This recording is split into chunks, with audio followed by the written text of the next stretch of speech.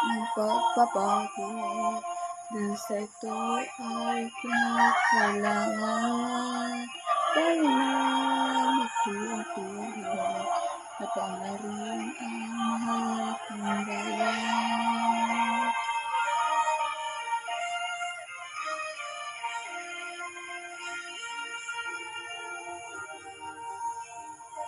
Panahon ng pagbabago, dahil sa ito ay kinakailangan tayo na magtulong-tulong na paunlarin ang mahal nating bayan.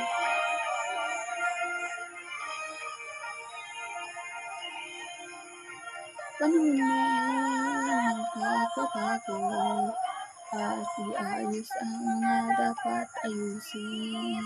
Dapat lang maging tungkulin ng bawat mamamayan dito sa atin.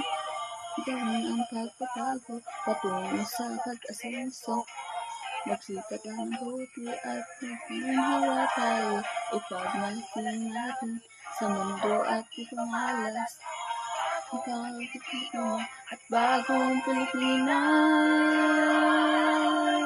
Panahon ng pagbabago, tangkilikin natin ang sariling atin at tama lang na ugaliin kaysa sa iba sa atin ang unahin.